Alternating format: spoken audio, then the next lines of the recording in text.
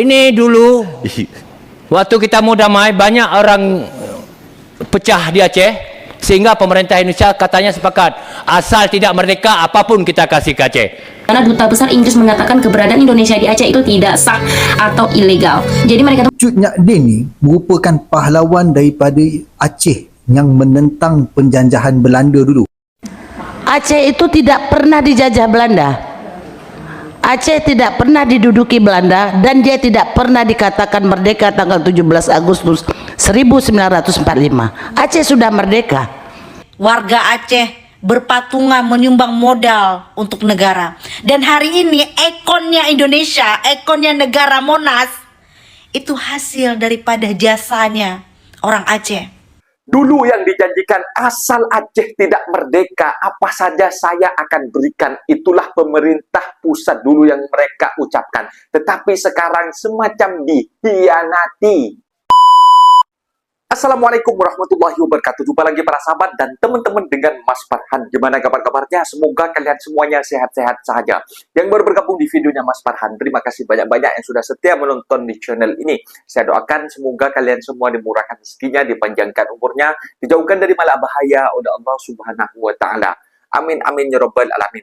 Oke para sahabat dan teman-teman, di video kali ini Mas Farhan akan ngereaksi beberapa video yang sudah di-tag di TikTok Mas Farhan. Kenapa Mas Deka Aceh sekarang berseliweran warga minta merdeka? Itu yang selalu ditanyakan kepada Mas Farhan ketika juga di kolom komentar dan juga di-share tentang isu yang ada dekat Aceh para sahabat.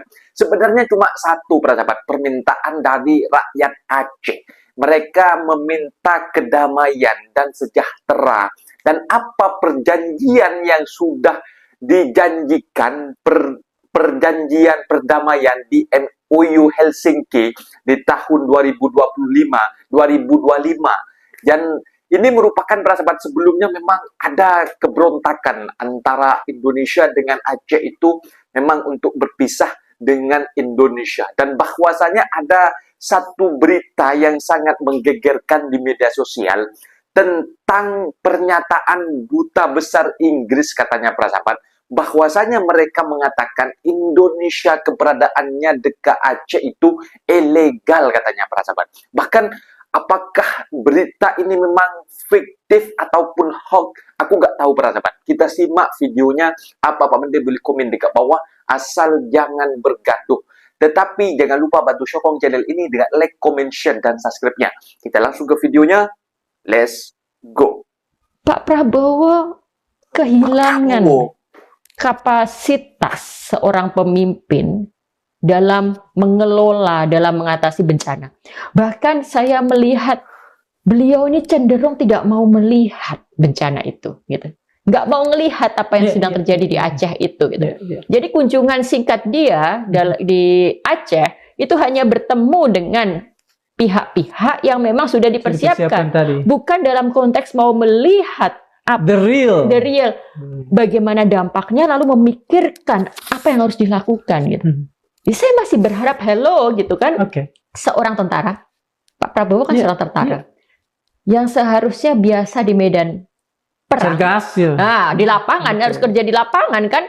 Jadi medan bencana itu kan sesuatu yang harusnya akrab bagi seorang tentara. Tapi ini kita menunjukkan ada sense bahwa beliau tidak mau melihat itu, tidak mau melihat realita itu, gitu. Guys, aku nggak bisa langsung percaya sama judul berita ini ya guys. Ini bagi kalian yang tahu Duta Besar Inggris mengatakan secara akurat keberadaan ini Indonesia ini di valid Aceh atau tidak enggak nih sah. guys. Dimana Duta Besar Inggris mengatakan keberadaan Indonesia di Aceh itu tidak sah atau ilegal. Jadi mereka tuh mengatakan kekuasaan Indonesia di Aceh merupakan kekuasaan ilegal. Tidak ada pengakuan masyarakat secara internasional. Ini benar apa enggak? Aku takutnya berita-berita ngawur aja yang orang-orang buat berita-berita hoax. Jadi terkadang nih, ini nih kalau aku mau ngelihat berita yang berseliweran di media sosial ya, di dunia maya, nggak bisa langsung kita percaya gitu aja. Memang harus kita cari tahu dulu kebenarannya, ini benar apa enggak. Dan kalau memang nyatanya itu benar, kalian sebagai masyarakat Indonesia, gimana pandangan kalian dengan pernyataan ini?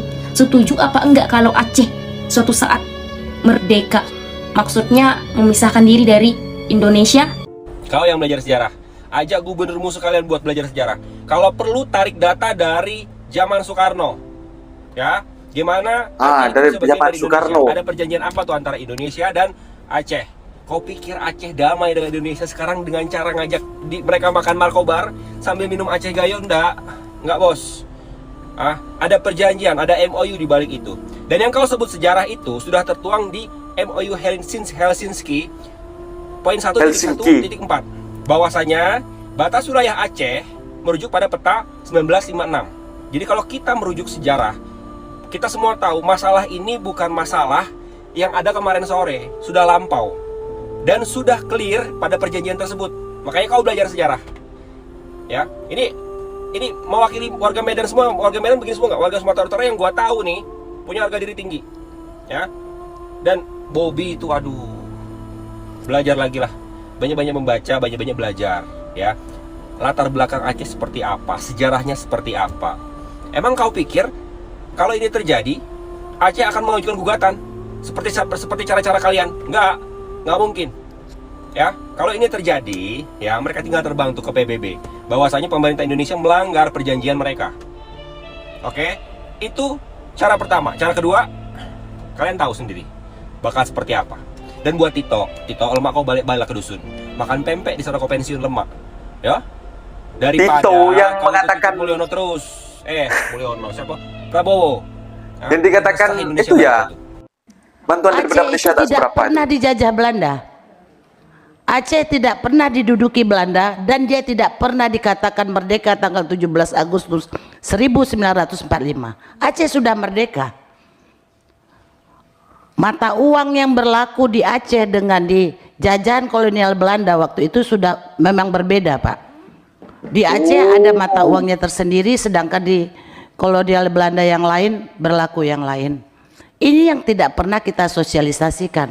Aceh kalau tidak ikut Indonesia dia sudah tetap merdeka tahun 1745 itu, dia memang tidak perlu ada proklamasi, mereka sudah merdeka karena tidak pernah diduduki. Dan Belanda mencoba melakukan usaha-usaha dengan senok-ogerannya, dengan pendekatan-pendekatan budaya.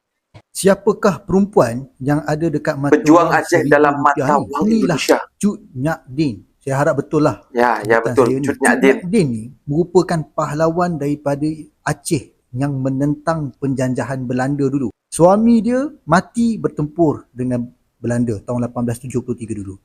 Suami kedua dia pun mati bertempur dengan Belanda. Korang cuba kaji pasal sejarah kepahlawanan Cut Nyak Din ni, memang sangat menarik dan perlu dijadikan contoh. Dan memang layak Cut Nyak Din ni diletakkan dalam mata wang Indonesia supaya semua rakyat Indonesia sentiasa mengingati perjuangan beliau ni. Dan memang rare ya nak tengok pahlawan-pahlawan wanita yang seperti Cut Nyak Din ni diangkat sebagai pahlawan tokoh besar negara. Pertama kali saya dengar nama Cut Nyak Din ni waktu saya melawat ke Pekanbaru, Riau dulu. Ada satu jalan ni, nama jalan dia Jalan Cut Nyak Din, yang sangat terkenal untuk anak-anak muda di sana melepak. Saya dah pergi ke sana, memang meriah. Dan rupanya banyak lagi sebenarnya nama jalan, nama lapangan terbang ya, yang ambil daripada nama Cut Nyak Din ni. Apa lagi yang korang tahu pasal Cut Nyak Din ni? Boleh tak kongsikan dalam ruangan komen? Aceh adalah negeri yang dari tahun 400 sudah ada emas. Sumbangan Aceh emas Arkeologi dari dekat tahun Monas. 400 bumi Aceh udah ada emas. Dan catatan arkeologi itu yang dibaca oleh pemerintah Belanda yang kemudian berupaya untuk mengirimkan mesin eksploitasi. Tapi Aceh bertahan ratusan tahun. Jadi betul kalau dianggap bahwa bangsa ini punya memori naratif yang beda-beda. Memori narasi Aceh dengan Belanda beda dengan memori narasi Pangeran Diponegoro tentang Belanda. Beda sekali itu. Tapi mau disatuin sebetulnya. Nah, penyatuan naratif ini yang berbahaya karena setiap bangsa, setiap komunitas itu membangun narasinya sendiri. Jadi yang berbahaya kalau pemerintah ingin menyeragamkan narasi itu. Dan itu sudah dimulai dengan mobilisasi kepala-kepala desa. Mohon jangan memperolok-olok keadaan kami. Aceh bukan hanya numpang di NKRI. Aceh punya pengorbanan, Aceh punya sejarah, Aceh pernah menyumbangkan jasa. Di kondisi negara belum menemukan jati dirinya. Di kondisi negara belum bisa berdiri sendiri. Aceh, warga Aceh berpatungan menyumbang modal untuk negara. Dan hari ini ekonnya Indonesia, ekonnya negara Monas, itu hasil daripada jasanya orang Aceh. Tapi kondisi hari ini berbeda dengan puluhan tahun yang lalu. Nenek kami itu berpatungan bahu-membahu bagaimana membantu negara. Tapi kondisi hari ini, 14 hari sudah bencana melanda, negara belum bisa mengeluarkan status darurat nasional. Negara belum hadir secara utuh. Negara baru hadir secara simbolis. Hari ini mungkin semua bisa berjanji, kami akan memperbaiki, kami akan begini, kami akan begitu. Kalau memang tidak ditetapkan status darurat nasional, kemana kami harus tagih janji itu? Aceh bisa memilih merdeka. Kalimat itu terdengar provokatif. Bahkan bagi banyak orang, nyaris mustahil. Tapi pada tahun-tahun awal kemerdekaan Indonesia, itulah kenyataan yang jarang dibicarakan. Saat republik ini masih rapuh, Aceh berdiri dalam posisi yang tidak dimiliki daerah lain. Wilayahnya relatif aman dari pendudukan Belanda, rakyatnya bersenjata, ulama dan pemimpinnya memiliki legitimasi kuat. Dan yang paling penting, Aceh punya pengakuan moral dan politik, baik di dalam negeri maupun di mata dunia Islam. Jika Aceh ingin berdiri sendiri, jalannya terbuka. Di saat Jakarta dikejar-kejar agresi militer, Aceh justru menjadi penopang. Dari tanah inilah emas dikumpulkan. Dari rakyat inilah dana dihimpun. Dari Aceh pula lahir sumbangan paling simbolik, pesawat pertama Republik Indonesia, yang menjadi alat diplomasi penting untuk menunjukkan bahwa Indonesia bukan negara gagal. Ini bukan hubungan pusat daerah biasa. Ini relasi Pesawat sumbangan diplomatik. rakyat Aceh, Aceh Republik tidak Indonesia. datang sebagai wilayah yang diterima, tapi Aceh memilih bergabung. Pak Soekarno Hubungannya ya, dengan Republik dari lebih pemerintahan Pak menyerupai Soekarno. perundingan antar mitra. Ada harapan, ada janji, ada kesepahaman yang tak tertulis. Bahwa Aceh akan dihormati, bahwa perannya diakui, bahwa identitas, agama, dan kontribusinya tidak akan dikecilkan. Namun sejarah jarang berjalan lurus. Ketika Indonesia semakin kuat dan kekuasaan mulai terpusat, hubungan itu berubah. Janji-janji terasa memudar. Dari sinilah luka mulai tumbuh. Banyak orang kemudian bertanya, mengapa Aceh tidak memisahkan diri sejak awal? Pertanyaan itu terdengar logis, tapi jawabannya jauh lebih manusiawi. Karena keputusan Aceh bukan keputusan ego, itu keputusan ideologis. Aceh tidak memilih bergabung karena lemah, tapi Aceh memilih bergabung karena percaya bahwa Indonesia adalah proyek bersama umat dan bangsa, bukan sekedar negara administratif. Aceh melihat republik ini sebagai amanah sejarah, bukan peluang kekuasaan. Dan inilah twist yang jarang disadari. Aceh bukan daerah yang kehilangan kemerdekaan. Aceh adalah daerah yang mengorbankan kemungkinan merdeka demi sesuatu yang lebih besar. Ini dulu, waktu kita mau damai, banyak orang janji pecah di Aceh, sehingga pemerintah Indonesia katanya sepakat, asal tidak merdeka, apapun kita kasih ke Aceh. Ini 30 aja nggak jelas. Enggak jelas. Dari mana 70 itu? Ya. Tapi kita tidak mempermasalahkan itu. Ya, ingin kita sampaikan bahwa kita harus hati-hati, kita harus optimal. Bagaimana Aceh ini tetap aman, Indonesia tetap aman, Aceh tetap jaya, Aceh tetap kaya, dan Indonesia juga sejahtera. Saya pikir itu. 20 tahun MOU Helsinki, hak rakyat Aceh yang masih tertunda. Perjanjian Damai Helsinki pada 15 Ogos 2005, Aceh masih menjadi contoh kepada dunia bagaimana konflik panjang boleh ditamatkan di meja rundingan. Namun, di sebalik naratif kejayaan itu, masih wujud persoalan tentang pelaksanaan penuh perjanjian dan nasib ribuan mangsa pelanggaran hak asasi manusia yang belum terbela.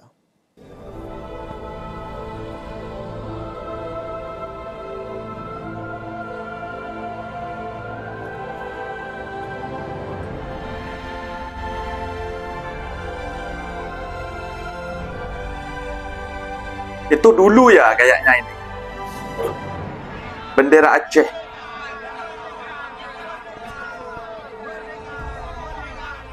Tahun perdamaian di antara ideologi rakyat Aceh dan negara Indonesia merupakan satu tempoh yang panjang. Namun adakah ianya hanya terletak di atas dokumen atau sudah mengakar ke peringkat masyarakat umum?